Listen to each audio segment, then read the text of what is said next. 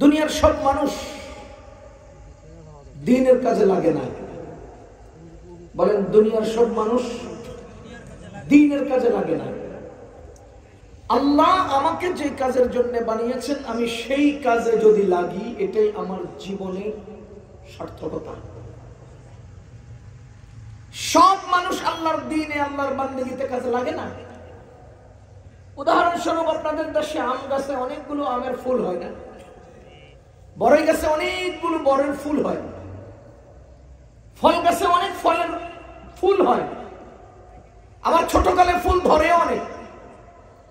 কিছু আমনে আমনে ঝরে যায়, কিছুটা পাখিরা গিলে ফেলে, কিছু আশপাশের ছেলেরা ভিলিয়ে নষ্ট করে। এরপরেও কিছু ফল পাকে, এটা মালিকের ভাগে জুটে। ঠিক তেমনি ভাবে আল্লাহ তাআলা অনেক মানুষ দুনিয়াতে বানিয়েছেন। সব মানুষ আল্লাহর বান্দেগীতে কাজে লাগে না। কিছু মানুষ শয়তানের লোকমা হয়ে যায়, শয়তান গিলে ফেলে। কিছু মানুষ বামপন্থীদের কাছে বিক্রি হয়। কিছু মানুষ নিজের মস্তিষ্ক প্রসূত পথ অবলম্বন করে বিভ্রান্ত হয়। আর কিছু মানুষ আল্লাহর বান্দেগীর জন্য তৈরি হয়। আমরা আল্লাহর মেহেরবানিতে দ্বীনের জন্য, দ্বীনের কথা শোনার জন্য, জীবনের প্রয়োজনে কিছু কথা নেওয়ার জন্য আসছি। আল্লাহ আমাকে এমন কিছু কথা বলার তৌফিক দিন, যা আমরা আমাদের জিন্দেগিতে কাজে লাগাতে পারি। সম্মানিত উপস্থিতি, যেই বিষয়টা আলোচনা করব, ওই বিষয়ে আলোচনার আগে আমি আপনাদেরকে একটা গুরুত্বপূর্ণ প্রশ্ন করতে চাই। সবাই আমার এই প্রশ্নের জবাব দিবেন বুঝে। বলেন তো, মানুষ খাওয়ার জন্য বাঁচে না বাঁচার জন্য খায়? আবার বলেন তো, মানুষ খাওয়ার জন্য বাঁচে না বাঁচার জন্য খায়? বাঁচার জন্য খায়। বুঝতেছেন আপনারা? একটা সন্তানের জন্ম হয়, আয়েশার সাথে সাথে খায় না, একটা সময় পার হওয়ার পরে তাকে খাওয়া দেওয়া হয়। কেন? বাঁচানোর জন্য, বাঁচার জন্য। আমরা আজকে 3 বেলা খানা খেয়েছি। সারাদিনে কয় বেলা খানা খেলাম? 3 বেলা। এক বেলা খানা খেতে আমার কতক্ষণ সময় নিল? 15 মিনিট, 20 মিনিট। ধরে নেন 20 মিনিট করে আমি 3 বেলা খানায় কাজে সময় লাগালাম। একদিনে 3 বিশে 60, 1 ঘন্টা। আর দিন হলো 24 ঘন্টায়। এবার আপনি বলেন, 1 ঘন্টা খেলাম 24 ঘন্টা বাঁচার জন্য। আপনারা কি আমার অঙ্ক বুঝতেছেন? সবাই বলেন, আমরা বাঁচার জন্য খাই না খাওয়ার জন্য বাঁচি? তাহলে মাঝের 1 বেলা খানা আর পেছনের আর সামনের 2 বেলা খানার মাঝের টাইম সব মিলিয়ে আমি কতক্ষণ সময় অতিক্রম করলাম? 24 ঘন্টা। পেছনের সামনের মিলিয়ে 24 ঘন্টা একবার খেলাম। প্রতি খাওয়ার পরের খাওয়া এবং তারপরের খাওয়ার মাঝখানে 24 ঘন্টা সময় অতিবাহিত হয়। তাহলে একবারের খানার আগে আর পরে মিলিয়ে 24 ঘন্টা। আমি এই 24 ঘন্টা বেঁচে থাকার জন্য খাইলাম। প্রশ্ন, মানুষ বাঁচার জন্য খায়, খাওয়ার জন্য বাঁচে না। যদি খাওয়ার জন্য বাঁচতাম তো 24 ঘন্টা শুধু খেতেই দেখতাম। এখন আপনি বেঁচে রইলেন, খাওয়ার জন্য তো খান না কেন? তাহলে বুঝে গেল আমরা খাওয়ার জন্য বাঁচি না, বাঁচার জন্য খাই। এই অঙ্ক কি আপনারা বুঝতে পেরেছেন? এবার 2য় নম্বর অঙ্ক, বাঁচার জন্য খাই তো বাঁচি কেন? বাঁচার জন্য খাই, বাঁচি কেন? বলেন। আল্লাহ বাঁচান। আল্লাযী খালাকাল মাউতা ওয়াল হায়াতা, তিনি আমাদের জীবন দিয়েছেন, মৃত্যু দিয়েছেন, তিনি দিয়েছেন, এটা ঠিক, এটা তো কোরআনে আছে। কিন্তু আমি বাঁচি কেন? বাঁচি কেন? বাঁচার জন্য খাই তো বাঁচি কেন? বলেন তো কেন বাঁচি? উজানি মাদ্রাসার পাশের মানুষেরা এই প্রশ্নের জবাব দিতে এতক্ষণ লাগলে কেমনে? কে যেন বলছিলেন? আল্লাহর ইবাদত করার জন্য। আল্লাহর ইবাদত করার জন্য। কথা কি বুঝতেছেন? এবার সবাই বলেন, আমরা বাঁচি কেন? বলেন বলেন, বাঁচি কেন? ইবাদতের জন্য। খুব খেয়াল করেন, দুটো স্তর আছে। কিছু আল্লাহ বানাতেই ইবাদতের জন্য বানিয়েছেন, কিছু কাজ আল্লাহ বানিয়েছেন আদত হিসেবে, আর আমাদেরকে কৌশল শিখিয়েছেন ওই আদতকে ইবাদত বানানো। আপনারা আমাদেরকে খেয়াল করতেছেন? যদি খেয়াল করেন মনোযোগ দিয়ে, ইনশাআল্লাহ কিছু কথা দেব, বুঝবেন, এবং বুঝলেন এই কথাটা আমাকে বুঝাবেন, তাহলে আমি বুঝবো যে আমার সামনের শ্রোতাগণ আমার কথা বুঝতেছে। আল্লাহ কিছু কর্ম দিয়েছেন যে কর্মগুলোকে ইবাদতের জন্যই বানানো হয়েছে, আবার কিছু কর্ম দিয়েছেন যেগুলোকে ইবাদতের জন্য বানান নাই, কিন্তু বান্দাকে কৌশল দিয়েছেন ওটাকে ইবাদত বানিয়ে নেওয়া। আপনারা কি আমার কথা একটু বুঝছেন? এবার উদাহরণ, যেগুলো ইবাদত সেগুলোকে বলবেন ইবাদত, যেগুলো ইবাদত নয় সেগুলোকে বলবেন আদত। নামাজ ইবাদত, বলেন নামাজ। খাওয়া আদত, খাওয়া ইবাদত না, খাওয়া আদত। ঘুম আদত, রোজা, কথা বুঝেন, পেশাব করা, পায়খানা করা, গোসল করা, ঘুমানো, এগুলো আদত। নামাজ পড়া, রোজা রাখা, হজ করা, যাকাত দেওয়া, এগুলো ইবাদত। ইবাদত আদত আদত। আল্লাহ ইবাদত বানিয়েছেন একমাত্র মুসলমানের জন্য। মজার কথা, ইবাদত বানিয়েছেন কার জন্য? যারা মুসলমান নয়, যাদের ঈমান নাই, তাদের কোনো ইবাদত নাই। খুব খেয়াল করেন, যাদের ঈমান নাই তাদের ইবাদত নাই, যারা মুসলমান নয় তাদের ইবাদত নাই। ভাইও, আপনি বলবেন যে এই খ্রিস্টানরা তো ঘন্টা বাজায়, ঘন্টা বাজানো ইবাদত নয়। আরে হিন্দুরা তো উলু উলু করে, উলু উলু করা ইবাদত নয়। ইবাদত একমাত্র মুসলমানের জন্য আল্লাহ বানিয়েছেন, পৃথিবীর আর কারো জন্য আল্লাহ ইবাদত বানান নাই। আগেকার নবীগণের উম্মতের জন্য ইবাদত ছিল, কিন্তু সেই ইবাদত বেন্ড হয়ে গেছে, বাতিল হয়ে গেছে। কিয়ামত পর্যন্ত যদি কেউ ইবাদত করতে হয় তো আল্লাহর প্রেরিত রাসূল মুহাম্মদুর রাসূলুল্লাহ সাল্লাল্লাহু আলাইহি ওয়াসাল্লামের তরিকায়, আল্লাহর নাযিলকৃত কিতাব কোরআন কারীমের দেখানো পথ পন্থায় ইবাদত করতে হবে। এর বাইরে অন্য কোন পথ পন্থায় যত বড় কিছুই করুক না কেন সেটা ইবাদত নয়। উদাহরণ, মুসলমানের জন্য এই যে ইবাদত, এটার উদাহরণ, আমাদেরকে আল্লাহ তাআলা কিছু ইবাদত দিয়েছেন শরীরের, কিছু ইবাদত দিয়েছেন টাকার, কিছু ইবাদত দিয়েছেন শরীর টাকা দুটোটা সমন্বয়ে। শরীরের ইবাদত নামাজ, টাকার ইবাদত যাকাত, টাকা ও শরীর দুটোটার ইবাদত হজ। দুটোটার সমন্বয়ে ইবাদত কি?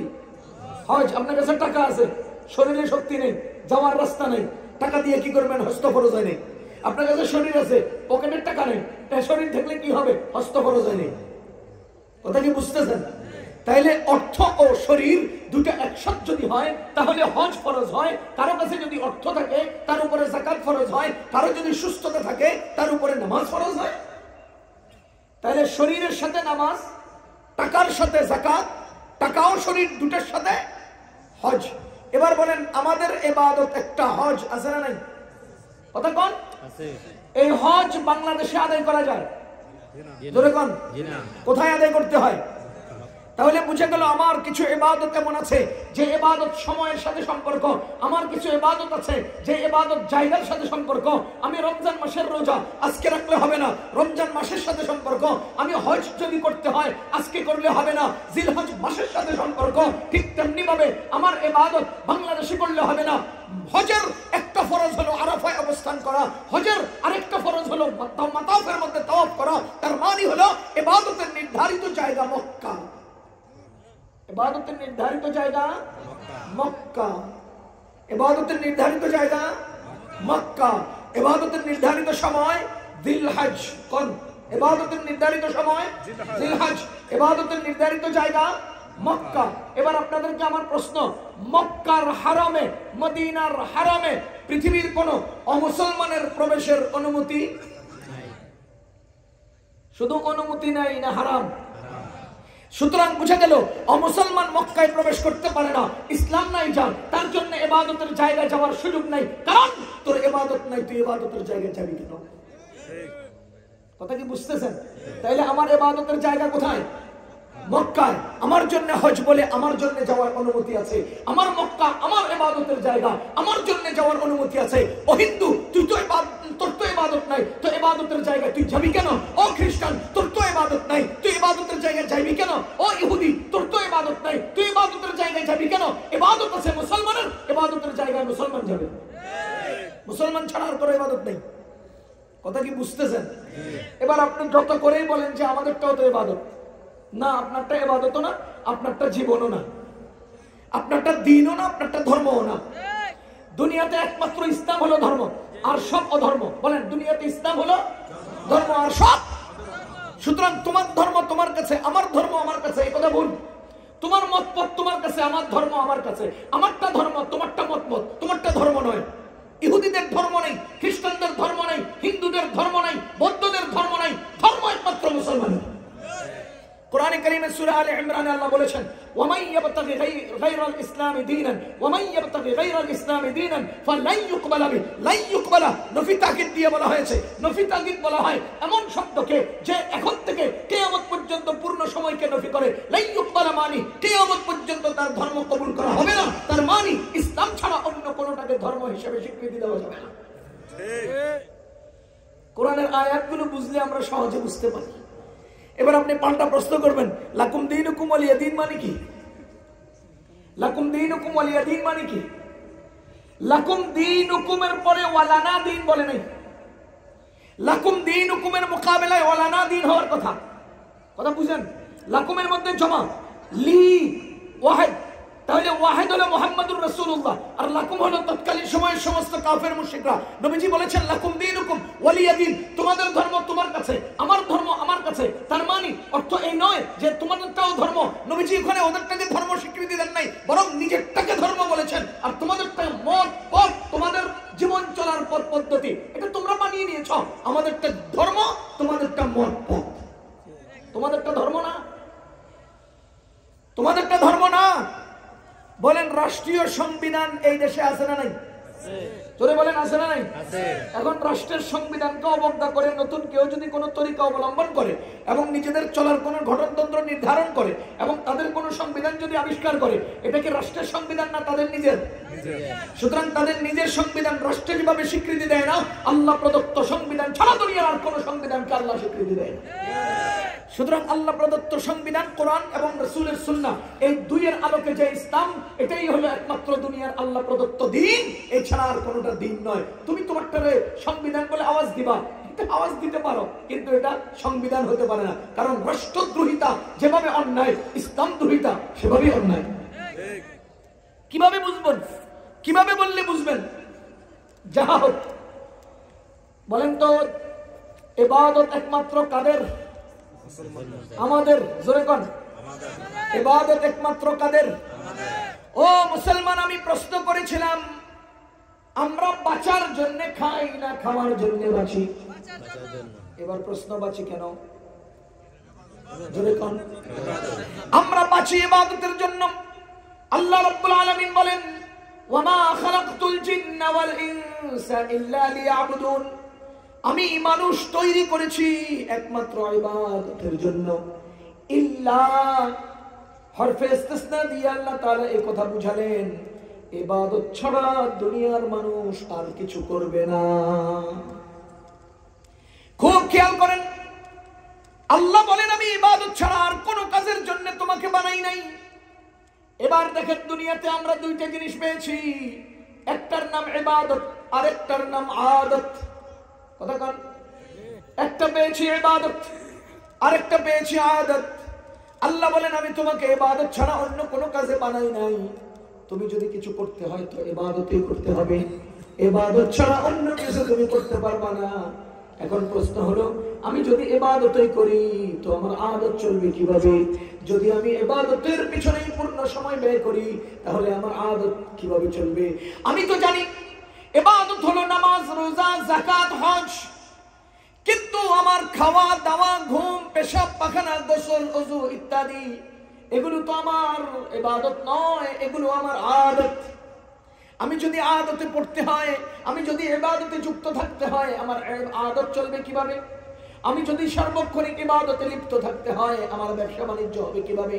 আমি যদি সার্বক্ষণিক ইবাদতে জড়ায় থাকি, তাহলে আমার অন্য দুনিয়ার কাজ চলবে কিভাবে?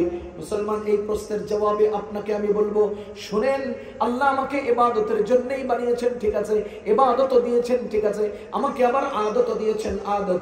এই আদতগুলোকে আল্লাহ আদতান চালিয়ে দেওয়ার জন্য দেন নাই, আমাকে এমন এক কৌশল শিখিয়েছেন যে কৌশলের মাধ্যমে আমি আমার আদতকে ইবাদত বানাতে পারি।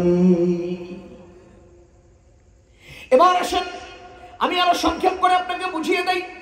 আল্লাহ বলেন, ওয়া মা খালাকতুল জিন্না ওয়াল ইনসা ইল্লা লিয়াবুদুন, আমি ইবাদত ছাড়া অন্য কোনো কাজে তোমাকে বানাই নাই, তুমি ইবাদতই করবা, 24 ঘন্টা ইবাদত করবা, 24 ঘন্টা তোমাকে ইবাদত করতে হবে। কিভাবে? তুমি খাবা, খাও, কোনো অসুবিধা নাই, তুমি ঘুমাও, কোনো অসুবিধা নাই, মনে রাখো, তোমার ঘুম যদি ইবাদত না হয় তাহলে তোমার ঘুমের অনুমতি নেই, তোমার খাওয়া যদি ইবাদত না হয় তোমার খাওয়ার অনুমতি নেই, তোমার গোসল যদি ইবাদত না হয় তোমার গোসলের অনুমতি নেই। কারণ আমি তোমাকে বানিয়েছি ইবাদতের জন্য, তুমি ইবাদত ছাড়া গোসল করবা কেন? তার অর্থ হলো, ও দুনিয়ার মানুষ, তুমি আদতে চলো, কিন্তু তোমার আদতটাকে কৌশল করে ইবাদত বানাও।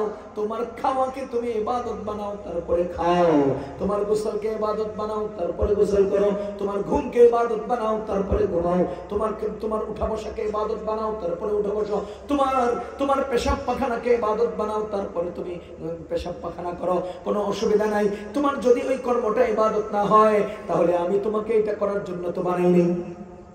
বুঝেন নাই? বুঝেন নাই? তুমি ঘুমাইবা, আমি তো তোমার ঘুমের জন্য বানাইনি। আল্লাহ না ঘুমাইলে তো পারবো না, তো আমি বানাইছি ইবাদতের জন্য, তোমার না ঘুমাইলে পারলা না, এখন তুমি তো ঘুমাইতেই হবে। তো ঘুম যদি ইবাদত না হয় তুমি ঘুমাইবা কেন? তুমি আগে কৌশল করে সিস্টেমে ঘুমটারে ইবাদত বানাইলাও, এরপরে ঘুমাও। বুঝেন না? আমি বানিয়েছি ইবাদতের জন্য, তুমি ইবাদত ছাড়া সময় পার করবা কেন? আরে আমি ইবাদতের জন্য বানিয়েছি, তুমি ইবাদত ছাড়া তোমার কাজ পার করবা কেন? তুমি তোমার জিন্দেগীর সব কর্মকে আগে ইবাদত বানাও, তারপরে সেই কাজ করে ফেলো। যদি তা না হয়, আল্লাহ বলেন আমি বানিয়েলাম ইবাদতের জন্য। অঙ্ক বুঝেন, ভালো করে বুঝেন, আমি বানালাম ইবাদতের জন্য। আল্লাহ আমাদেরকে বানালেন কেন? ইবাদতের জন্য। এবার আপনারা বলেন তো ইবাদত কি? নামাজ। ইবাদত কি? নামাজ। উলামায়ে কেরামকে জিজ্ঞেস করেন, এটাকে ইবাদতে মাহদা অথবা আমালুন লিকুরবাতিন মাহদাতিন, আমরা কিতাবের মধ্যে ইবাদতে মাহদা বলেছি। আচ্ছা, ইবাদত হলো নামাজ, ইবাদত হলো রোজা, ইবাদত হলো হজ, ইবাদত হলো যাকাত, এগুলোকে আল্লাহ ইবাদতের জন্যই বানিয়েছেন। এখন আজকে 24 ঘন্টার মধ্যে এই 5টা 4টা কোনটা আমার সাথে আছে? নামাজ। বলেন কোনটা আছে? নামাজ। ফজরের নামাজ কখন? সকালে। জোহরের নামাজ কখন? দুপুরে। আসরের নামাজ কখন? বিকালে। মাগরিবের নামাজ কখন? সন্ধ্যায়। আর এশার নামাজ কখন? রাত্রে। এশা থেকে ফজর পর্যন্ত টাইমটা আমি কি দিয়ে পার করবো? বুঝতে পারিনি। আরে ফজর থেকে জোহর পর্যন্ত আমি টাইমটা কি দিয়ে পার করবো? আল্লাহ বলে তোমারে বানাইলাম ইবাদতের জন্য, অথচ আল্লাহ ইবাদত দিলেন সেই ফজর টাইমে, হের বলে দিলেন জোহরের টাইমে, তো মাঝখানে কি করবো আমি? বুঝেন নাই? যদি আপনি আমাকে প্রশ্ন করেন যে ইবাদত ছাড়া আমি চলবো কিভাবে, আল্লাহ তো আমাকে ইবাদতের জন্যই বানিয়েছেন, তার মানে 24 ঘন্টা আমার পার হতে হবে ইবাদতে। আর ইবাদত হলো আমার 5 ওয়াক্ত নামাজ। 5 ওয়াক্ত নামাজ পড়তে আমার সময় লাগে 1 ঘন্টা, বাকি 13 ঘন্টা 23 ঘন্টা আমি কিভাবে পার করব? তার অর্থ হলো তোমাকে আমি বানিয়েছি 24 ঘন্টাই ইবাদতের জন্য, তুমি 24 ঘন্টাই ইবাদত করতে হবে। বাহিরে যাওয়ার সুযোগ নাই, তো আমি 24 ঘন্টা কেমনে ইবাদত করবো? আমার ফজরের টাইম কি আপনি 6 ঘন্টা দিচ্ছেন নাকি? না, তাহলে আমি ফজরের নামাজ পড়তে আমার সময় লাগতেছে 10 মিনিট, 10 মিনিটের মধ্যে তো আমার পুরো ওয়াক্তের নামাজ শেষ। আমার জোহরের নামাজ পড়তে সময় লাগতেছে 15 মিনিট, 15 মিনিটই তো আমার পুরো ওয়াক্তের নামাজ শেষ। তাহলে আমি বাকি টাইম কি করবো? বাকি টাইম তুমি যা মন চায় তা করো, বাকি টাইম তোমার আদতের উপর তুমি চলো, কিন্তু আমি একটা কৌশল দিয়েছি, এই কৌশল অবলম্বন করলে তোমার আদত বাকি টাইমের সব কর্ম ইবাদত হয়ে যাবে। তাহলে আল্লাহ কিছু দিয়েছেন নিজের পক্ষ থেকে ইবাদত বানাইয়া, আর কিছুকে আমাদের ইবাদত বানাইতে হয়। বুঝেন নাই? পানি এটা শরবত না, পানি এটা কি না? শরবত না। এটারে আল্লাহ মিষ্টি করে বানান নাই। চিনি দিলে মিষ্টি হয়, আর মধু এটা বানাইতে কি দিয়ে বানাইছেন? মিষ্টি করে বানাইছেন। তাইলে মধুকে বানাতেই মিষ্টি করে বানিয়েছেন, পানিকে মিষ্টি করে বানান নাই। চিনি দিলে পানি মিষ্টি হয়, ঠিক তেমনি ভাবে নামাজকে আল্লাহ ইবাদতের জন্যই বানিয়েছেন, কিন্তু খাওয়াকে ইবাদতের জন্য বানান নাই। আমি কৌশল অবলম্বন করলে আমার খানা ইবাদত হয়ে যায়। কথা কি বুঝতেছেন? আসেন, আদতকে ইবাদত বানান, ইবাদতকে ইবাদত বানান। আদতকে ইবাদত বানানোর কৌশল কি? ইবাদতকে ইবাদত বানানোর কৌশল কি? ইবাদত, মানুষের জিন্দেগির ইবাদত কবুল হয়, কবুল হওয়ার জন্য 3 শর্ত। মানুষের জিন্দেগির ইবাদত কবুল হওয়ার জন্য কয় শর্ত? জোরে বলেন। মুখস্থ করবেন নি সবাই? জোরে কোন? কয়জন ছাত্র এখানে? ছাত্র কয়জন? আরে আপনারা হাত তুলেন না, সবাই ছাত্র এখানে, সবাই ছাত্র, সবাই ছাত্র না? আজকের ক্লাসে সবাই ছাত্র, বুড়েরাও ছাত্র, জওয়ানরাও ছাত্র, ছোটরাও ছাত্র, সব বড়রাও ছাত্র, সবাই ছাত্র না আজকে? এই ক্লাসে সবাই ছাত্র। ইনশাআল্লাহ এই সবক মনে রাখবো, মরণ পর্যন্ত মনে রাখবো। ইবাদত কবুল হওয়ার জন্য কয় শর্ত? সবাই বলেন। 1, সহিহ নিয়ত। বলেন 1 এই বলেন, এই পাশ দিয়ে বলেন সহিহ নিয়ত। 2, সঠিক নিয়ম। জোরে বলেন সঠিক নিয়ম, সঠিক নিয়ম। 3, হালাল খাবার। জোরে বলেন হালাল খাবার। 1, আমি খালি এক কম ওই নাম্বারটা বলবেন। 1, 2, সঠিক নিয়ম, 2, 3, 1। আরে কয় না? জোরে জোরে বক্তব্যের পোলামের মতো চিল্লাই চিল্লাই কর। 1, 2, 3, হালাল খাবার। সহিহ নিয়ত গন্ডগোল, ইবাদত বাতিল। সঠিক নিয়মে গন্ডগোল, ইবাদত বাতিল। খাবার হারাম, ইবাদত বাতিল। জিন্দেগি পুরো দিয়ে দিবেন ইবাদতের পিছনে। মক্কায় কাবার সামনে পূর্ণ সেজদায় পড়ে থাকবেন 12 ঘন্টা, 24 ঘন্টা, 18 ঘন্টা সারা জীবন। ইবাদত বাতিল। এই 3টার কোন একটা বাতিল হলে সেজদার নাম ইবাদত না। এ ভাই, সেজদার নাম ইবাদত না। যদি সেজদার নাম ইবাদত হতো, যেই লোকে শুয়ে শুয়ে নামাজ পড়ে হয় কেমনে সেজদা দিল? কোন ওই লোকটা কেমনে সেজদা দিল? সেজদার নাম ইবাদত না। কর্ম পূর্ণ করা আমার জন্য শর্ত না, কর্ম পূর্ণ করা বান্দার জন্য শর্ত না। যদি কর্ম পূর্ণ করা বান্দার জন্য শর্ত হতো, তো ইব্রাহিম আলাইহিস সালামের ছুরিতে ইসমাইলের গলা কাটা যেত। কাটা যাওয়া শর্ত না, কর্ম পূর্ণ করার চেষ্টা করা শর্ত। আমি আমার আল্লাহর হুকুমকে প্রাধান্য দিলাম কিনা, আল্লাহর হুকুমকে মান্য করলাম কিনা, এটাই আল্লাহ তাআলা দেখেন। কিন্তু আল্লাহ কর্ম দেখেন না, কর্মের উদ্দেশ্য দেখেন। তাহলে 1 নাম্বার হলো সহিহ নিয়ত। বলেন 1 নাম্বার সহিহ নিয়ত। আপনারা জানেন জাহান্নামে 3 গ্রুপ শক্তিশালী ইবাদত গুজার সবার আগে জাহান্নামে যাবে। 3 গ্রুপ শক্তিশালী ইবাদত গুজার সবার আগে কই যাব? জাহান্নামে। 1 নাম্বার ওই আলেম, ওই আলেম যে আলেম দুনিয়া কামাইয়ের জন্য, মানুষকে নিজের প্রতি আকৃষ্ট করার জন্য, প্রতিপক্ষকে ঘায়েল করার জন্য ইলম হাসিল করে। উদ্দেশ্য কি? বলেন বলেন। নিয়ত কি সহি? না, নিয়ত সহি না। সুতরাং এই আলেম জাহান্নামে যাবে, জান্নাতে যেতে পারবে না। 2 নাম্বার ওই দানবীর, ওই দানবীর যে 1 লক্ষ টাকা দান করে মারহাবার স্লোগান পেতে চায়, যে 1 লক্ষ টাকা দান করে নিজেকে দানবীর সাব্যস্ত করতে চায়, নিয়ত সহি না, ওই দাতা জাহান্নামী। 3 নাম্বার ওই মুজাহিদ যে আল্লাহর রাস্তায় যুদ্ধ করতে গিয়ে জীবন দিয়েছে, অথচ সেই লোকটা বীর বিক্রম, বীর শ্রেষ্ঠ উপাধি পাওয়ার জন্য যুদ্ধ করেছিল, সে মারা গেছে, শহীদ হয়েছে, অথচ সে জাহান্নামী, কারণ তার নিয়ত সহি না। এবার বলেন নিয়ত সহি না হলে আপনি কি আল্লাহর রাস্তায় জীবন দানকারী শহীদের মতো ইবাদত গুজার? তো হে বেটার এই নিয়ত সহি, নিয়ত ঠিক নেই দেখে জাহান্নামী, আপনি আর আমার কি উপায়? বুঝেন নাই? আরে 1 লক্ষ টাকা নিজের কামাইকৃত সম্পদ আল্লাহর পথে সদকা করার পর সেই লোকের নিয়ত সহি নাই, এজন্য তার 1 লাখ টাকার কোনো কামে লাগলো না। আর আমি 2 টাকা দিলাম, এখানেও আমার সহি নাই নিয়ত, আমার এই 2 টাকার কোন কাজে লাগবো? 1 লাখ টাকার বান্ডিল তো নিয়ে উড়ে যেতে একটু বাতাস জোরে লাগে, আমার 2 টাকা ইয়ে নোট উড়ে যেতে কতদূর বাতাস লাগবে?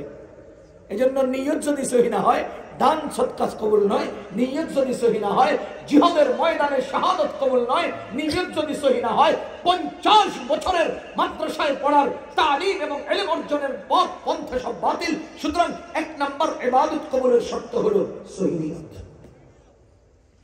2 নাম্বার সঠিক নিয়ম, সঠিক। আচ্ছা আপনারা বলেন তো রোজা ইবাদত কিনা?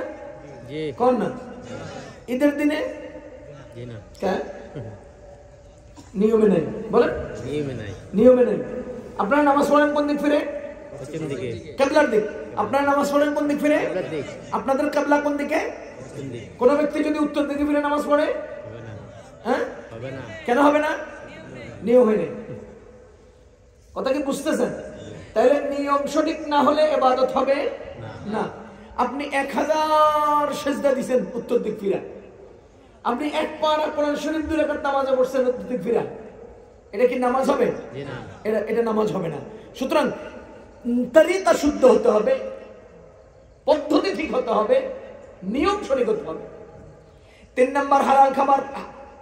খাবার যদি হালাল হয় ইবাদত কবুল, খাবার যদি হালাল না হয় ইবাদত কবুল নয়। বলেন খাবার হালাল না হলে, জোরে কোন খাবার হালাল না হলে ইবাদত কবুল নয়, ইবাদত কবুল নয়, ইবাদত কবুল নয়। হাজী সাহেব সুদের টাকা দিয়ে হজ করছে নাই? আছে। হাজী সাহেব সুদের টাকা দিয়ে হজ করছে, এই হজ হবে না। এজন্য 3 নাম্বার শর্ত কি? হালাল খাবার। বলেন 3 নাম্বার শর্ত কি? হালাল খাবার। খাবার যদি কারো হারাম হয় তবে সেই ব্যক্তির ইবাদত বাতিল। এবার আমি প্রথমে আপনাদেরকে যে প্রশ্ন করেছিলাম প্রশ্নের উত্তর দেব। আমরা খাওয়ার জন্য বাঁচি না, বাঁচার জন্য খাই। বাঁচি কেন? বলেন।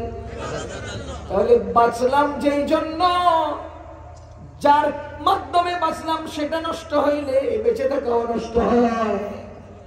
বুঝেন নাই? 1 ঘন্টা, এক দিনের মধ্যে 24 ঘন্টা, খাইলাম 1 ঘন্টা, বেঁচে রইলাম 23 ঘন্টা। বলেন খাইলাম 1 ঘন্টা, বেঁচে রইলাম।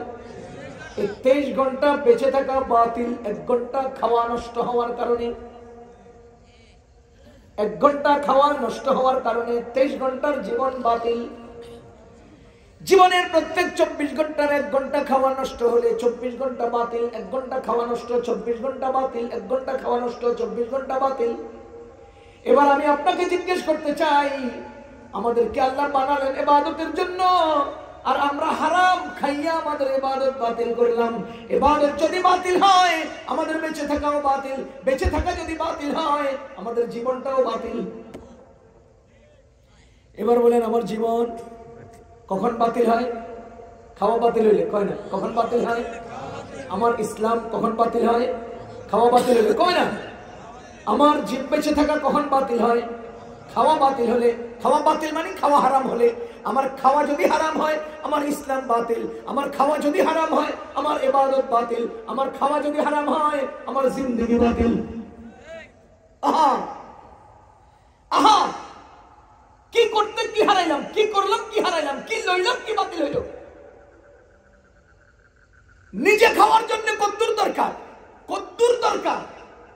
আরে আমার তো একটা বেলা খাবারের দরকার হয়েছে, আমি খাইছি। এরকম মানুষ কি এখানে নাই যে উনি এক বেলা একেবারে টলটুম্পুর হয়ে খান নাই, রুটি একটা আর কলা একটা খাইয়া দুপুর বেলা পার করছেন? নাই?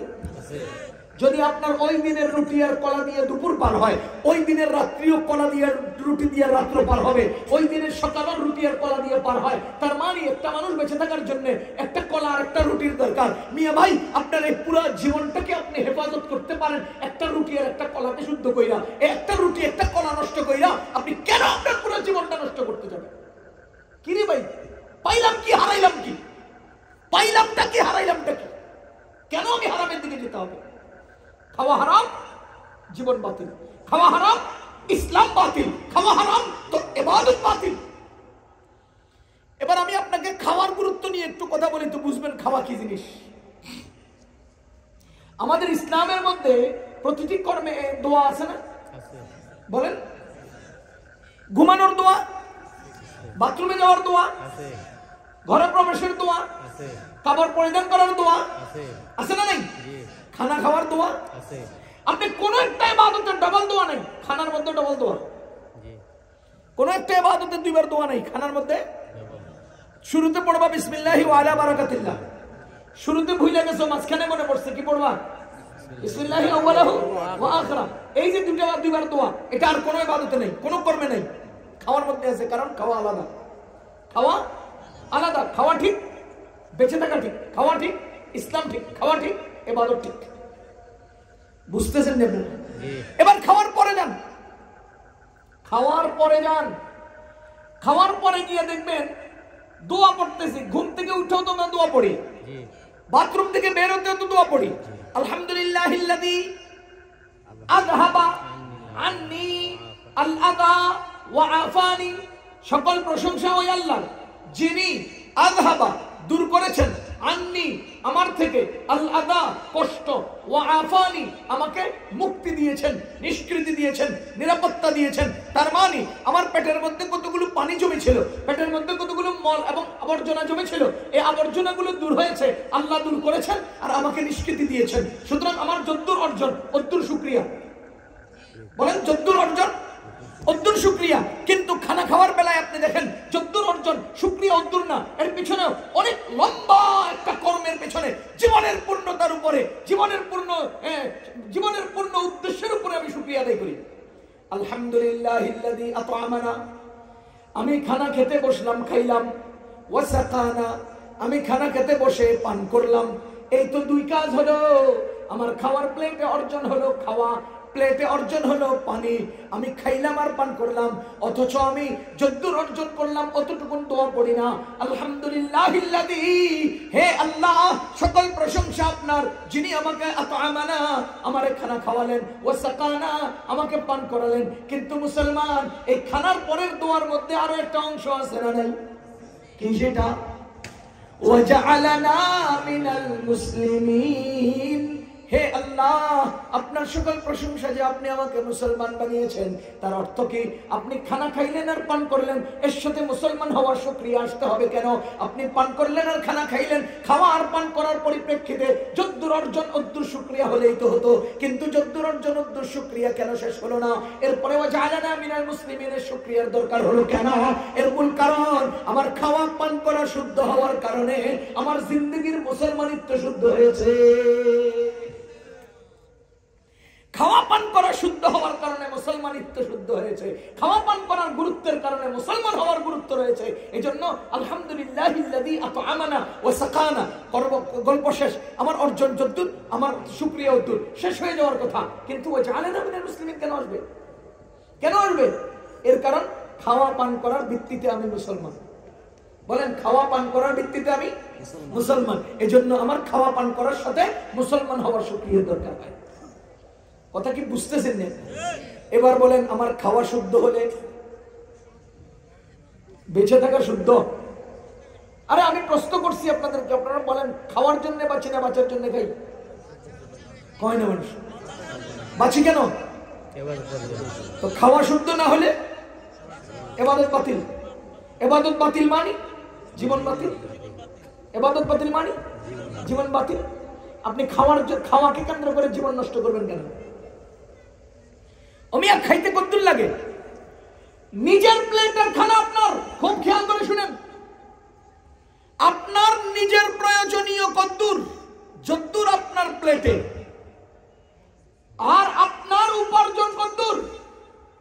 উপার্জন কার জন্য? অন্যের জন্য। আমি সহজে বুঝাই, আপনারা খানা খেতে বসেন কিনা? বলেন বসেন কিনা? আমার বাড়িতে আপনি দাওয়াতে আসছেন, বা আপনার বাড়িতে আমি দাওয়াতে গেছি, বা আপনারা একজন আরেকজনের বাড়িতে দাওয়াতে গেছেন। বাটির মধ্যে 10টা ডিম আছে। কয়টা? আপনি একজন খানা খেতে বসছেন, ডিম আছে 10টা, মুরগির গোশত আছে 10টা, ইলিশ মাছের টুকরা আছে 10টা, এক বাটি গরুর গোশত আছে, আরো ভর্তার গোল্লা আছে 10টা। খাইতে বসেন কয়জন? একজন। বুঝেন? এবার আপনি খাওয়ার পরে, খানা খাইতে বসছেন, পরে প্লেটে আমি একটা ডিম দিলাম, এটা আপনি খাইলেন। দ্বিতীয় ডিমটা যখন দেই, আপনি কি বলেন? হ্যাঁ, না দিয়েন না। আমি আপনাকে একটা ইলিশ মাছের টুকরা দিলাম, আপনি এটা খেলেন, এরপরে দ্বিতীয়টা দিতে গেলে আপনি কি বলেন? না। আপনাকে আমি একটা মুরগির রান দিলাম, একটা খেলেন, দ্বিতীয়টা দিলে আপনি কি বলেন? বলেন। আর দিবেন না। যদি না নেন, ভাই মাপ চাই। বলেন কিনা? আর পারি না। আচ্ছা, আপনি খাওয়া দাওয়া শেষ করছেন, ইনসাফের সাথে কথা বলেন। আপনি খাওয়া দাওয়া শেষ করছেন, হাত মোছা শেষ, চকিতে এসে বা চেয়ারে এসে বসছেন। এবার আমি আপনাকে কানে কানে জিজ্ঞেস করলাম, ভাই আমরা তো বিরিয়ানি পাকাইছিলাম, আপনার সাথে কি 10 প্যাকেট বিরিয়ানি দিয়ে দেব? কি বলবেন? হ্যাঁ হ্যাঁ,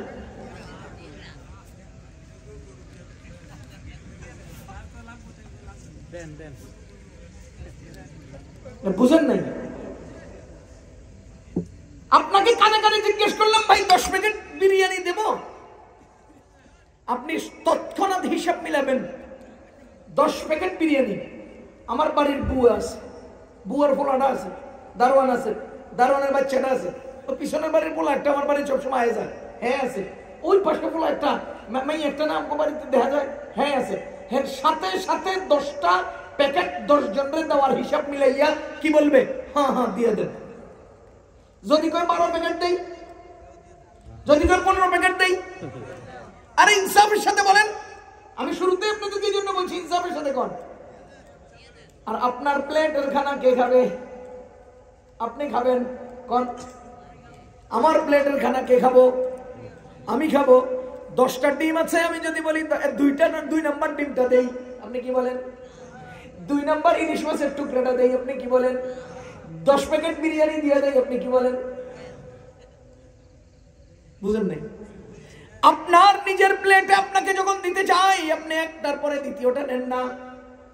কিন্তু আপনি অঙ্ক কইরা বুয়ার পোলা, বুয়ার মাইয়া, বুয়ার দাদা, বুয়ার চাচা ইত্যাদির হিসাব কইরা আপনি 10 প্যাকেট নিয়ে আনেন। তার মানে দুনিয়ার মানুষ নিজের জন্য অতটুকু চায় না, সন্তুষ্ট হয়ে যায়, অন্যের জন্য সন্তুষ্ট হয় না। যত বাবা কামাইতেছে ফলাফলের লেগে, হ্যাঁ, আওয়ামী লীগের যত চোরাই পয়সা কামাইয়া বিদেশে পাচার করছে, ওই কদ্দুর 10 তলা বিল্ডিং এর মধ্যে হ্যাঁ কদ্দুর বুক করে, খাটেরটার কোনার মধ্যে ছোট্ট কম্বল একটা গায়ে দিয়ে হইছে দূরিত। কিরে ভাই, আপনি গরিব মানুষ, টিয়া পয়সা নেই, আপনি ঘুমানোর সময় কদ্দুর? হ্যাঁ, আর ওই বড় লোকে বলেন কদ্দুর। ওই তো আগাইলেন কি দিয়া? আগাইলেন কি দিয়া? আপনি মনে করছেন আমার অর্জন হইলেই আগাই গেলাম? জীবন ভর আমরা উদাহরণ দিছি, জীবন ভর উদাহরণ দিছি, দুনিয়ার সম্পদ আখেরাতে কামে লাগে না। ঠিক নেই? দুনিয়ার সম্পদ আখেরাতে কামে লাগে না।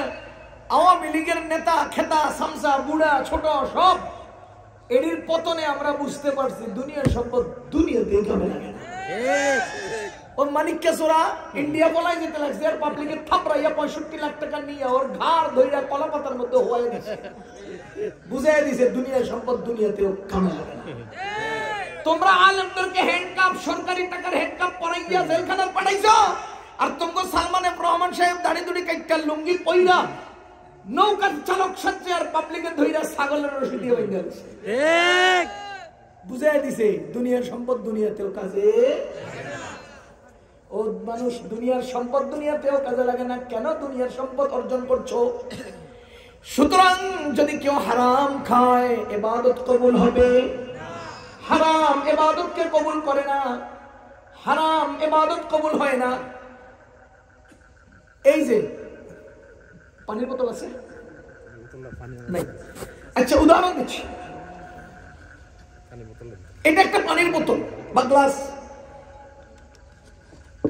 এই যে একটা উদাহরণ, এটা কি ভিতরে পানি আছে, ধরে নেন ভিতরে কি আছে, পানি আছে। বলেন তো পানি নামক পণ্যটা হালাল না হারাম? জোরে কোন, পানি নামক পণ্য হালাল না হারাম? বুঝতেছেন আপনারা? আবার এই বোতলে মদ আছে, মদ, এবার বলেন মদ নামক পণ্য হালাল না হারাম? পানি নামক পণ্য হালাল না হারাম? মদ নামক পণ্য হালাল না হারাম? বুঝলেন? ওলামায়ে কেরামকে জিজ্ঞেস করেন এই পর্যায়ের হালাল হারামকে কাবাহাত লিআইনিহি আর হাসান লিআইনিহি বলা হয়। উত্তম নিজেই উত্তম, আর হারাম নিজেই হারাম। মাদক এটা নিজেই হারাম, পানি এটা নিজেই হালাল। কথা কি বুঝতেছেন? সুতরাং কোন ব্যক্তি যদি মদ পান করে হালাল খাইলো না হারাম খাইলো, ওই ব্যক্তির ইবাদত কবুল হবে না। এ হলো এক নম্বর উদাহরণ। দুই নম্বর, এই বোতলে পানি আছে, বলেন এই বোতলে, বলেন বলেন বোতলে এই পানি হালাল না হারাম? পানি নামক পণ্য, পানি নামক পণ্য হালাল না হারাম? হালাল। ঘটনার চক্রে আমি একদিন কোন এক দোকানে গেলাম, উদাহরণস্বরূপ যাইয়া আমি দোকানদাররে বললাম যে আমাকে আধা কেজি সোয়াবিন তেল দেন। উনি বোতলে আধা কেজি সোয়াবিন তেল পাবার জন্য ওদিক গেছেন। আমি ডানিয়ার বামে তালাশ তাকাইয়া দেখলাম যে কেউ তো নাই, তো পানির কেস থেকে আস্তে করে বোতল একটা পকেটের মধ্যে লয়ে নিয়ে এসেছি। এবার বলেন বোতলে কি পানি নামক পণ্য হালাল না হারাম? কেন এতক্ষণ পর্যন্ত কইলেন পানি নামক পণ্য হালাল, এখন কোন এই বোতলের পানিটা হারাম? ঘটনা তো বুঝলেন? তাহলে এই পানির কোনো দোষ নেই, বুঝলেন? পানির কোনো দোষ নাই। দোষ কিসের? উপার্জনের পদ্ধতির। বুঝেন বুঝেন, পানির দোষ না উপার্জনের পদ্ধতির দোষ। আরে কথা কয় না।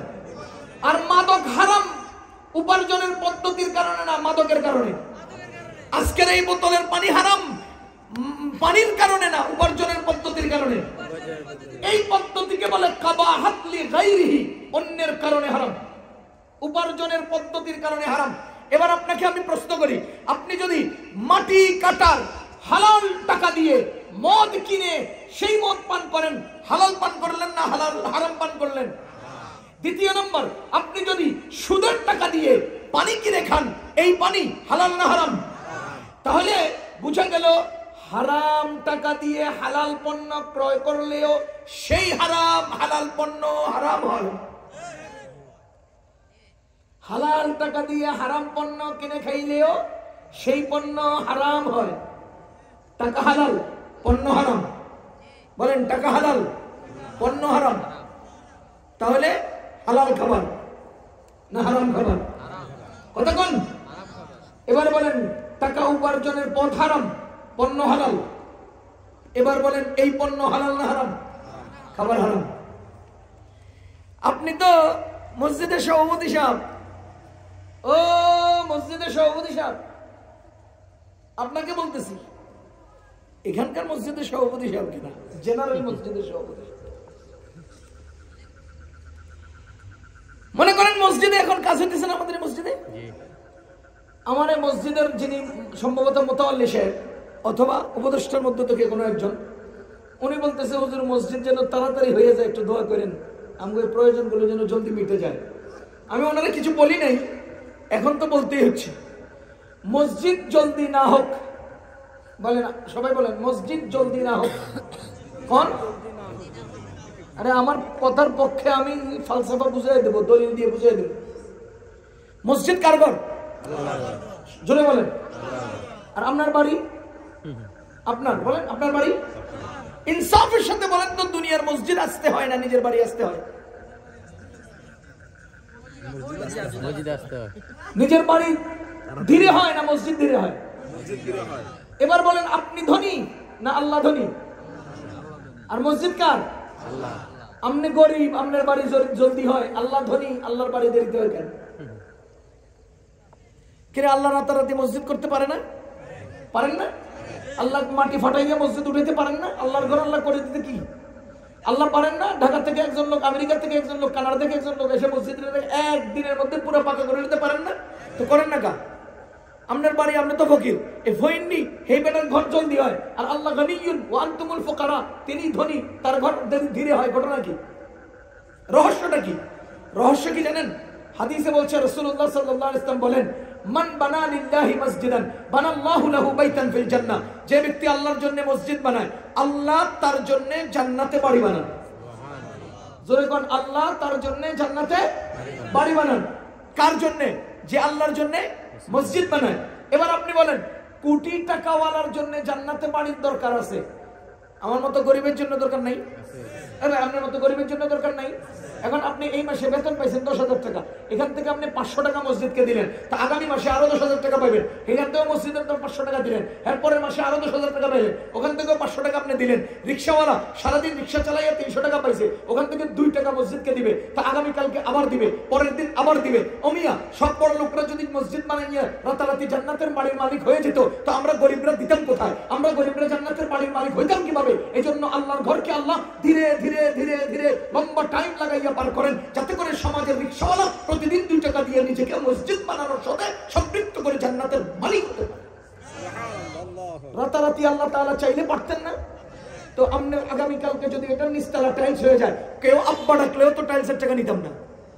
কথা কর, আগামীকালকে যদি পুরো মসজিদ টাইলস হয়ে যায়, এরপরে কেউ যদি আব্বাও ডাকে যে ভাই তোরে আব্বা ডাকলাম, আমার একটা হাড়ি নিয়ে টাইলস কর, জায়গা নেই, জায়গা নেই। কথা কন, রাতারাতি যদি মসজিদ হয়ে যায়, তা আমি পরের দিন মসজিদের সাথে যুক্ত হয়ে জান্নাতে বাড়ির মালিক কিভাবে হবো? এই জন্য আল্লাহর ঘর ধীরে হয়, যাতে করে বহু লোক আল্লাহর ঘরে যুক্ত হতে পারে। আমি এই জন্য বলছি, আরো ধীরে হোক, আরো বেশি মানুষ যুক্ত হোক, আরো বেশি মানুষ যুক্ত হোক। আমি যদি যুক্ত হই আমার লাভ, আমি যদি যুক্ত হই আমার লাভ। মান বানা লিল্লাহি মসজিদান, রাতারাতি কেউ একজনে মসজিদ করে দিলে সে জান্নাতের মালিক হয়ে গেল, আমি তো বঞ্চিত হয়ে গেলাম না। আমার আল্লাহ কয়, সব মানুষ যেন একাত্রে যুক্ত হয়ে সবাই যেন আমার কাছ থেকে জান্নাতের বাড়ির মালিক হতে পারে। এই জন্য আমি আস্তে করি। আপনি দেখেন, মালিকানা ঘর জলদি হয়, সুন্দর কম হয়, মসজিদ ধীরে হয়, সুন্দর বেশি হয়, চমৎকার হয়। কেন? এটা আল্লাহর ঘর। আল্লাহর ঘর, আল্লাহর ঘরের শানে মানে তৈরি হয়, কিন্তু হয় আস্তে। কেন হয় আস্তে? ওই যে ফালসাফা, এটা যাতে আমরা গরিব যুক্ত হতে পারি। কথা কি আপনারা বুঝতেছেন নি? যা হোক, তাহলে উদাহরণ যেটা দিতেছিলাম, মসজিদের দোতলার ছাদ হবে, 200 ব্যাগ সিমেন্ট লাগবে। ইমাম সাহেব হুজুর সবাইকে ডাকিয়া আওয়াজ দিয়া বললেন, আমাদের মসজিদের ছাদ ঢালাইয়ের জন্য 200 ব্যাগ সিমেন্ট লাগবে, কে কে দিবেন? তো ওই দিক দিয়ে 3 ব্যাগ, ওই দিক দিয়ে 5 ব্যাগ, এই সাইডে 7 ব্যাগ, ওই সাইডে 10 ব্যাগ। সুন্দর মতে হিসাব নিকাশ কইরা মাত্র 60 ব্যাগ হইছে। এরপরে হুজুরের গলা ফাটায় ফেলতেছে, আর কে আছেন ভাই, আর কে আছেন ভাই, আর কে আছেন ভাই? আর কেউ নাই। তো ওই জাহাঙ্গীর সাহেব কোনার মধ্যে এতক্ষণ চুপচাপ বয়ে রয়েছে। হ্যাঁ, মাথা উঠে কয়, 200 ব্যাগ হইবার লেগে আর কয় ব্যাগ লাগবো? 140 ব্যাগ আমি দিয়ে দেবো। মারহাবা! ইমাম সাহেব কি জোরে কি করলো? মারহাবা করে চিৎকার দিল। পুরা মসজিদ থেকে একাত্র আওয়াজ উঠছে, মারহাবা। বুঝতেছেন না আপনারা? আমার কথা কি বুঝতেছেন না? আচ্ছা, কয় ব্যাগ সিমেন্ট দিল? 100। আর আমরা সবাই মিলে কত দিলাম? এর পরের বার ছাদ ঢালাই শেষ হইল, টাইলস করবো। ও মুসল্লি ভাইরা, কে কি দিবেন?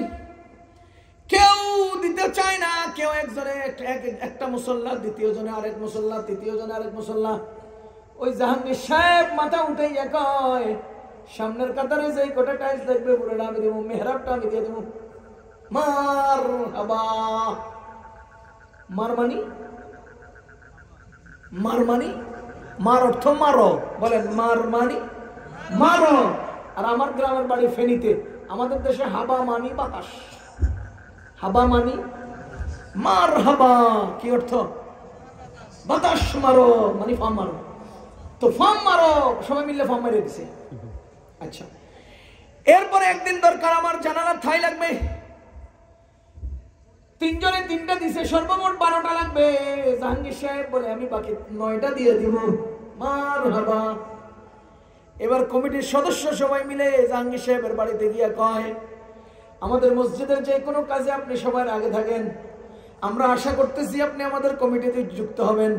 না না না না না না না না, আমি তো কমিটিতে আসার জন্য এগুলো দেই না, আমি আল্লাহর জন্য দিছি। আর ঠেলে ঠেলে কয় যে আমার দেশ না একটা পদ, মুসলমান ঠেলে ঠেলে পদ নিতে যায়, সবাই মিলে পছন্দ করে তারে সভাপতি বানায় দিছে। ও আল্লাহর বান্দাগণ, একজনেও একবার চিন্তা করে নাই জাহাঙ্গীর সাহেব টাকা করতে আনছে। বুঝতেছেন? এই সিস্টেমে সমাজের সুদখোর, চাঁদাবাজ, টেন্ডারবাজ রাজনৈতিক নেতা এরা মসজিদের সভাপতি। কি দিয়া? 160 ব্যাগ সিমেন্ট দিয়া সভাপতি।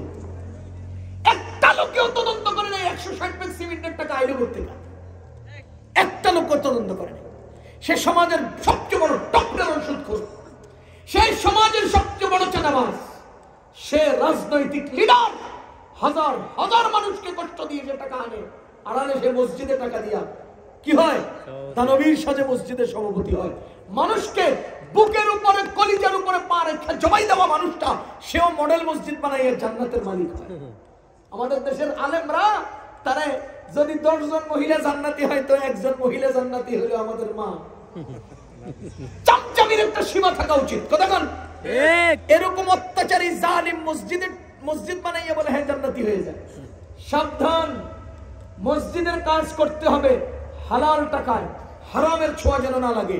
কারণ আপনার হারামের ছোঁয়ায় নিজের মুখের লোকমা হারাম হলে এই শরীর জান্নাতে যাবে না। রাসূলুল্লাহ সাল্লাল্লাহু আলাইহি ওয়াসাল্লাম বলেন, লা ইয়াদখুলুল জান্নাহ গুযিয়া বিল হারাম জাসাদুন গুযিয়া বিল হারাম।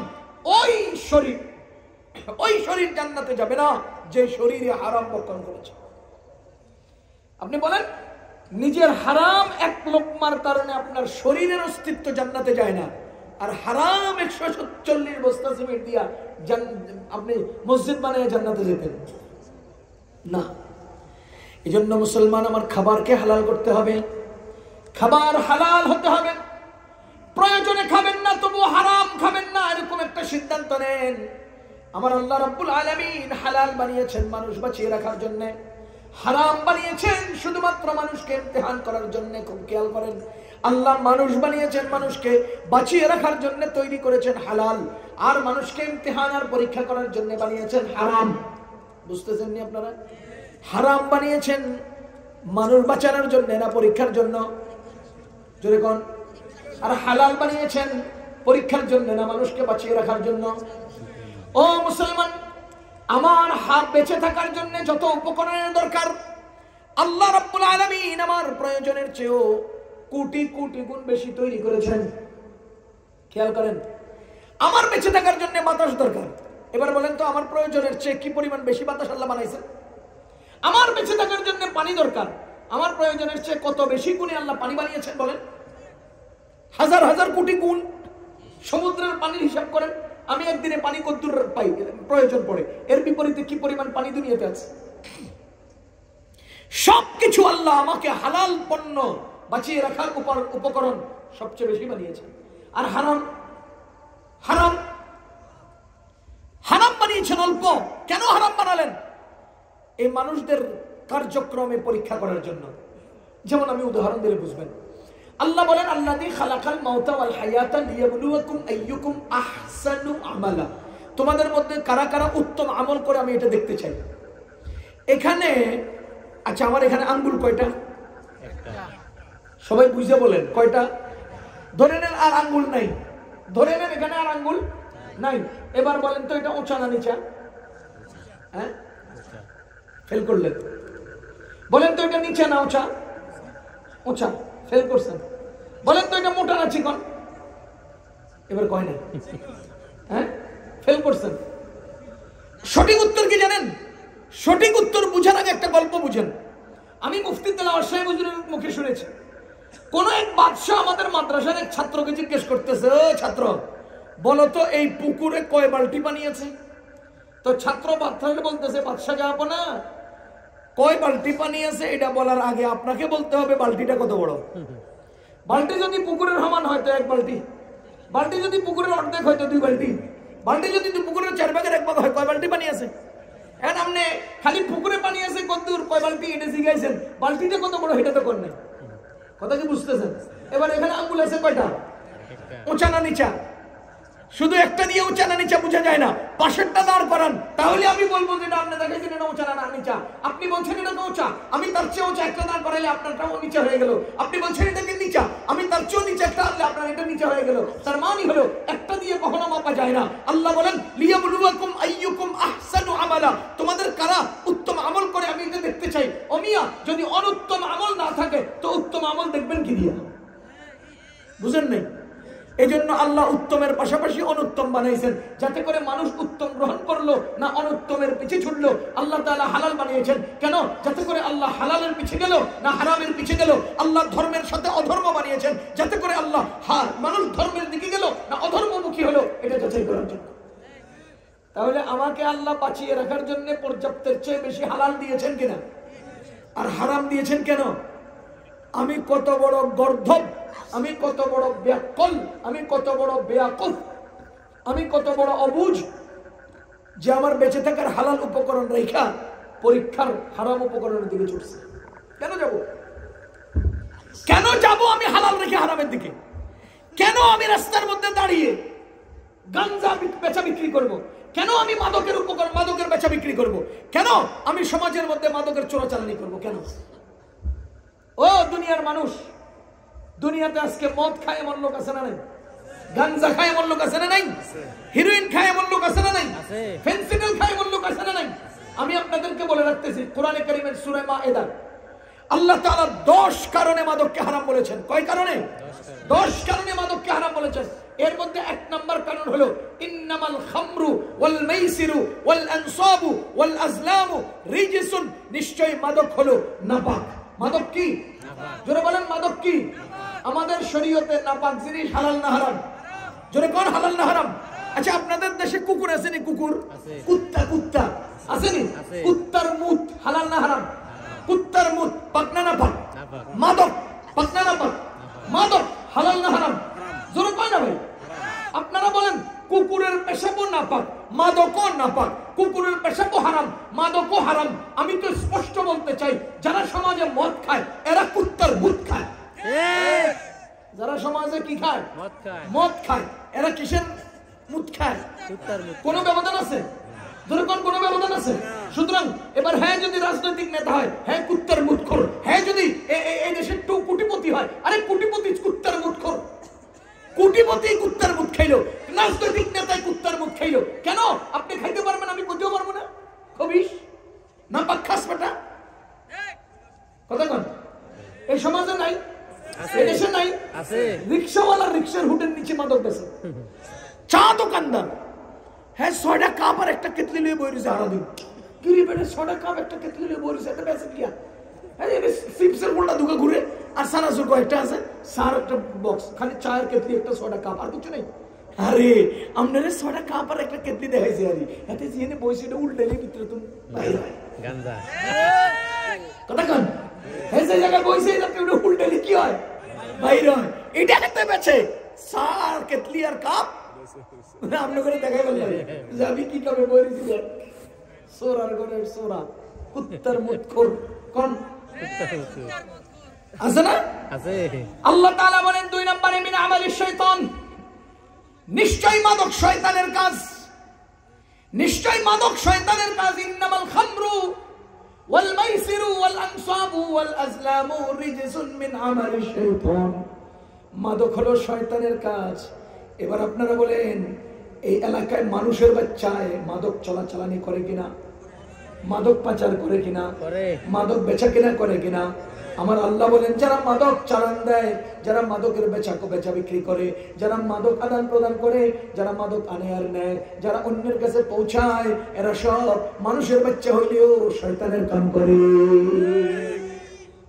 এই রাস্তার মধ্যে যারা দেখবেন মাদক বেচে, থাপ্পড় একটা দিয়ে কইবেন বেটা তুই শয়তানের কাম করস, মানুষের বাচ্চা, আমি তো জানি তোর আব্বা মানুষ। পারবেন না? ও হুজুর এটা কি কইলেন? আচ্ছা এমনি না হাইলে অন্তত চোখের দিকে তাকায় কইবেন কি রে আমরা তো জানতাম তোমার বাপ একজন মানুষ, তুমি কেমনি শয়তানের কাম করো? একটু কি অন্তত কোন যাবো কই দিবেন? লজ্জা যদি থাকে সে আর মাদকের বোতল হাতে দিবে না। শরম যদি থাকে, মানুষের বাচ্চা যদি হয়, সে আর মাদক চালানি করবে না, মাদক বেচা বিক্রি করবে না। আফসোস, আফসোস। আল্লাহ আমাদেরকে হেফাজত করুন। হারাম থেকে বাঁচুন ভাইও, হারাম থেকে বাঁচুন। আমি প্রত্যেকজন মানুষকে অনুরোধ করব, হারাম কামাই করবেন না। অনুরোধ করব, হারাম কামাই করব না, হারাম কামাই করব না ভাই। নিজের সন্তানকে হারাম দিয়ে লালন পালন করবেন না। যদি কোনো মা বাবা তার সন্তানকে হারাম দিয়ে লালন পালন করেন, তো মনে রাখেন ওই বাচ্চা আপনাকে হারামের জন্য অপমান করে ছাড়বে, অপমান করে ছাড়বে। কোন সন্তানকে হারাম খাওয়াবেন না, কারণ প্রত্যেকটা সন্তানের সাথে 5টা করে শত্রু আছে। 1 নম্বর নফস, 2 নম্বর শয়তান, 3 নম্বর অসৎ বন্ধু, 4 নম্বর অসুন্দর সমাজ ব্যবস্থা, 5 নম্বর মোবাইল ফোন। কথা বল, এই 5টা শত্রুর সাথে আপনার সন্তানের যুদ্ধ করার দরকার আছে না নেই? এই 5টা সন্তানের শত্রুর সাথে মোকাবেলা করে আপনার সন্তান নিজেকে স্থির রাখার প্রয়োজন আছে না নেই? এখন ভিতরে একটা পাওয়ার লাগবে, ভিতরে একটা একটা একটা একটা স্পৃহা লাগবে, একটা স্পিরিট লাগবে, একটা অন্যতম উদ্দীপনা লাগবে, যেটার দ্বারা সেই 5টার সাথে যুদ্ধ করে নিজেকে বাঁচাবে। কিন্তু আপনি কি করলেন? অবুঝ বাবা, সন্তানকে হারাম খাওয়াই দিলেন। তো তার ভেতরের যে সচ্চরিত্রের একটা পাওয়ার, তার ভিতরে যে ঈমান আর আকীদার একটা শক্তি, এটা অটোমেটিক মুছে যাবে। এরপরে হ্যাঁ, যে কোনো একটা শত্রুর সাথে যুদ্ধে পরাজিত হবে। কথা কি বুঝতেছেন? এই জন্য অন্তত সন্তানের ইজ্জত বা সন্তানের জীবন বাঁচানোর জন্য হলেও সন্তানকে হারাম খাওয়াবেন না। অন্তত নিজের ইজ্জত বাঁচানোর জন্য হলেও হারাম উপার্জন করবেন না। আল্লাহ তাআলা সুদী কারবারের হারাম থেকে, ঘুষের হারাম থেকে, মাদকের হারাম থেকে, এই সমস্ত গাঞ্জা, অন্যান্য চাঁদাবাজি সহ সমস্ত হারাম উপার্জনের পথ থেকে আমাদেরকে বেঁচে থাকার তৌফিক দান করুন। আমাদেরকে হালাল উপার্জন করে হালাল পথে চলার তৌফিক নসিব করুন। এই মাহফিলের ওসিলায় আল্লাহ তাআলা এলাকার মধ্যে হেদায়েতের নূর ছড়িয়ে দেন। আর আমাদের যে মসজিদের কার্যক্রম চলমান আছে, আমি কিন্তু ফাঁকে দিয়ে আপনাদেরকে একটা হাদিস শুনিয়েছি যে আমরা সবাই যুক্ত হলে নিজেদের জান্নাতে বাড়ি হবে। আমরা যদি যুক্ত হতে পারি, আমাদের বাড়ি হবে কোথায়? ওয়াও, মতিঝিলে বাড়ি হবে কইলে কি জোরে দিত। আমি যদি নিশ্চিত কইতাম যে মতিঝিলে বাড়ি হবে, বেটারা কি জোরে দিত ভাই। মতিঝিলের বাড়ির লেগে মসজিদের 10টা গিরিল, মতিঝিলের বাড়ির জন্য নিচের একটা টাইলস, মতিঝিলের বাড়ির জন্য সুন্দর একটা আয়োজন, দেখ কইরেই দেই। আরে হাজার হাজার কোটি মতিঝিলে একত্র করলে জান্নাতের একটা বালুর হওয়া নেব? আরে কথা কয় না, জান্নাতের একটা বালু না, জান্নাতের বালুর নামও লইতে পারবো না। বালু হমান তো দূর কি বাল, নামও আইব না। এত উন্নত, উৎকৃষ্ট, শ্রেষ্ঠ শ্রেষ্ঠ শ্রেষ্ঠ শ্রেষ্ঠতম জান্নাতে বাড়ি হবে যদি আমরা মসজিদে যুক্ত হই। আমরা সবাই মসজিদে কিছু না কিছু দিয়ে যুক্ত হব ইনশাআল্লাহ। আল্লাহ তাআলা আমাদেরকে প্রতিনিয়ত এই সমস্ত দ্বীনি খিদমাতের সাথে যুক্ত থাকার তৌফিক দান করুন। সুবহানাল্লাহি ওয়া বিহামদিহি, সুবহানাকাল্লাহুম্মা ওয়া বিহামদিকা, আশহাদু আল্লা ইলাহা ইল্লা আনতা, আস্তাগফিরুকা ওয়া আতুবু ইলাইক।